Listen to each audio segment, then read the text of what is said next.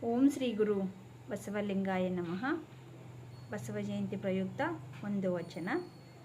ಅಮೂಲ್ಯನು ಅಪ್ರಮಾಣನು ಅಗೋಚರ ಲಿಂಗವು, ಆದಿ ಮಧ್ಯಾಂತರವಿಲ್ಲದ ಲಿಂಗವು, ಸ್ವತಂತ್ರ ಲಿಂಗವು, ನಿತ್ಯ ನಿರ್ಮಲ ಲಿಂಗವು, ಅಯೋನಿ ಸಂಭವನಯ್ಯ ನಮ್ಮ ಕೂಡಲ ಸಂಗಮ ದೇವರು.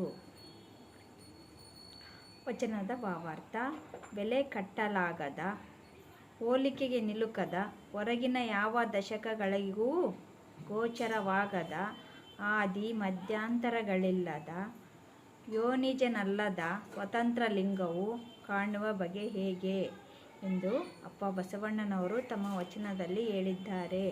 ಅವರನ್ನು ಕಾಣಲು ಬಹಿರಂಗದ ಗದ್ದಲವನ್ನು ನಿಲ್ಲಿಸಿ ಅಂತರ್ಮುಖಿಯಾಗಬೇಕು.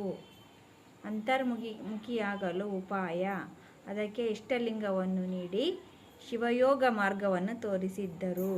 ಈ ಶಿವಯೋಗ ಮಾರ್ಗದಲ್ಲಿ ಆಚರಿಸಲು ಮೊಟ್ಟ ಮೊದಲು ಬೇಕಾದದ್ದು ನೈತಿಕ ಮೌಲ್ಯಗಳು. ನೈತಿಕ ಮೌಲ್ಯಗಳನ್ನು ಅಳವಡಿಸಿಕೊಳ್ಳಲು ಯಾವುದೋ ಗುಡ್ಡಗವಿಗಳನ್ನು ಸೇರಬೇಕೆಂದೇನಿಲ್ಲ. ಮನೆಯಲ್ಲಿದ್ದು ಕುಟುಂಬಸ್ಥರಾಗಿ ಬಸವ ಪಥದಲ್ಲಿ ನಡೆಯಲು ಬರುವಂತೆ ಅದನ್ನು ಅಪ್ಪ ಬಸವಣ್ಣನವರು ಮಾರ್ಮಿಕವಾಗಿ ಹೇಳುತ್ತಾರೆ. ಜಂಗಮ ಅಂದರೆ ಕನ್ನಡಿಯ ನೋಡುವ ಅಣ್ಣಗಳಿರ, ಜಂಗಮವ ಕಾಣಿರೋ. ಜಂಗಮ ಅಂದರೆ ಜಾತಿ ಜಂಗಮರಲ್ಲ, ನೀತಿ ಜಂಗಮರು, ಗೃಹಸ್ಥ ಜಂಗಮರು ಅಂತ ಇಲ್ಲಿ ಅರ್ಥ.